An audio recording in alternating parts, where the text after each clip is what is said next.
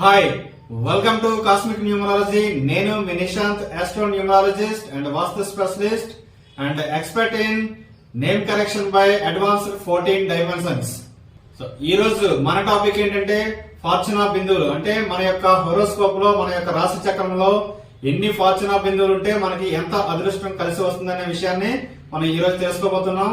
So వీటినే మనం ఫార్చునా points అంటాం ఇంగ్లీష్ లో. మనకి తెలుగులో చూసినట్లయితే ఫార్చునా బిందువులు, ఇంకా క్లియర్ గా చెప్పాలంటే మనకి అదృష్ట బిందువులు. సో ఈ ఫార్చునా అంటే ఏంటంటే మనకి పూర్వజన్మలో మనం చేసుకున్నటువంటి పుణ్యం నుంచి మనకు వచ్చిందే ఈ ఫార్చునా అన్నమాట. దాన్నే మనం ఫార్చునా బిందువులుగా మనం చెప్పుకుంటాము. దీన్నే ఇంకా మనం క్లియర్ గా చెప్పుకోవాలంటే పూర్వజన్మ సమాహము అంటారు మన తెలుగులో. సో ఈ పూర్వజన్మ సమాహం తెలుసుకోవాలంటే ముందుగా మనం 3 విషయాలు తెలుసుకోవాలి. అవి ఏంటంటే, మనం ఎప్పుడైతే ఈ లక్కీ పాయింట్స్ తెలుసుకోవాలనుకుంటామో మనకి ముందుగా 3 విషయాలు మనకు అవసరం అవుతాయి. 1 లగ్నము, 2 రవి, 3 చంద్రుడు. సో ఈ లగ్నము, రవి, చంద్రుడు ఈ మూడింటిని కలిపి మనం ట్రయాంగిల్ ఫార్ములా అంటాం అనమాట. అంటే మనకి గ్రోత్ సింబల్ ఏంటంటే మన ట్రయాంగిల్ కదా. సో ఈ మూడింటిని మనం ట్రయాంగిల్ లో వేసుకున్నట్లయితే ఈ విధంగా వస్తుంది.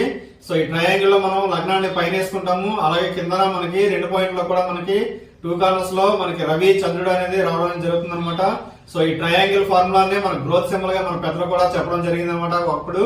సో ఇప్పటికీ కూడా మనం అదే ఫాలో అవుతూ ఉంటాము. సో ఈ విధంగా వేసుకున్న తర్వాత మనం లగ్నము పైన వేసుకున్నాము, రవి కింద వేసుకున్నాము, అలాగే చంద్రుడు రైట్ సైడ్ వేసుకున్నాము. సో ఈ విధంగా చూసినప్పుడు మనకి లగ్నం అనేది శరీరంతో సమానంగా భావించాలి. చంద్రుడిని ఏమో మనం మనస్సుకి సింబల్ గా మనం భావించాలి. అదే విధంగా మన రవిని చూసినట్లయితే ఆత్మకి సింబల్ గా మనం భావించాలన్నమాట. సో మనకి ఎప్పుడైతే ఈ 3 వచ్చాయో, అంటే శరీరము గాని, మనస్సు గాని, ఆత్మ గాని ఈ 3 ఎప్పుడైతే తోడయ్యాయో మనకి గ్రోత్ అనేది రావడం జరుగుతుంది ఆటోమేటిక్ గా. సో అందుకని దీన్ని మన పెద్దలు గ్రోత్ సింబల్ గా భావించడం జరిగింది. చాలా ఫర్మ్స్ లో కూడా మనం గ్రోత్ సింబల్ గా మనం ట్రయాంగిల్ మాత్రమే వేయడం చూస్తూ ఉంటాము. సో దానికి కారణం కూడా ఇదే అనమాట. ఇప్పుడు మనం ఫార్చునా బిందువులు వేయడం ఎలా అనేది తెలుసుకుందాము. ఇందులో భాగంగా ఏంటంటే, మనం లాస్ట్ వీడియో మనం చెప్పుకున్నాం కదా, అష్టకోర ద్వారా మనం ఒక లక్కీ సైడ్ ని డిసైడ్ చేయడం ఎలా అనే విషయాన్ని.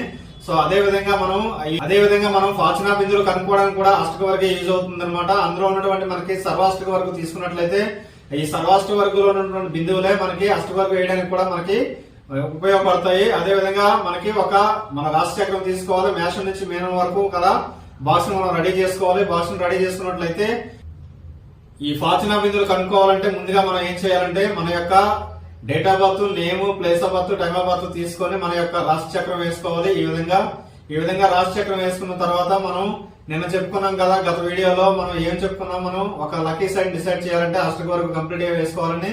సో అష్టక వర్గం వేసుకున్న తర్వాత మనకి సర్వాష్టక వర్గాన్ని వస్తుంది అనమాట. ఈ సర్వాష్టక వర్గంలో ఉన్నటువంటి బిందువులే మళ్ళీ మనకి ఫార్చునా బిందువులు కూడా మనం వేయడానికి ఉపయోగపడతాయి అనమాట. ముఖ్యంగా మనం చూసినట్లయితే ఈ ఫార్చునా బిందువులో 3 టైప్స్ ఆఫ్ ఫార్చునా బిందువులు అనేది ఉండడం జరుగుతుంది అనమాట. అందులో నెంబర్ 1 చూసినట్లయితే లగ్న ఫార్చునా బిందువులు, నెంబర్ 2 చూసినట్లయితే భాగ్య ఫార్చునా బిందువులు, నెంబర్ 3 చూసినట్లయితే ధనలాభ ఫార్చునా బిందువులు.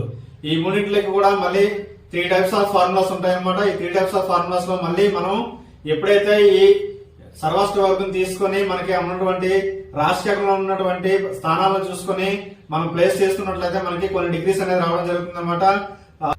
ఆ డిగ్రీస్ వచ్చేటప్పుడు మళ్ళీ మనకి ప్రతి ఒక్క రాశికి కూడా మనకి మేషం నుంచి మీనం వరకు 30 డిగ్రీస్ అనేది ఉండడం జరుగుతుంది అనమాట. టోటల్ చేసినట్లయితే మనకి 360 డిగ్రీస్ అనేది రావడం జరుగుతుంది అనమాట.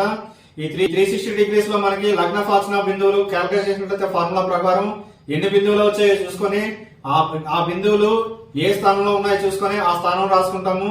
అదేవిధంగా భాగ్య ఫార్చునా బిందువులు కూడా తీసుకుని క్యాల్కులేషన్ చేసి ఆ బిందువులు కూడా మళ్ళీ మనకి ఏ స్థానంలో వచ్చాయో చూసుకుంటాము.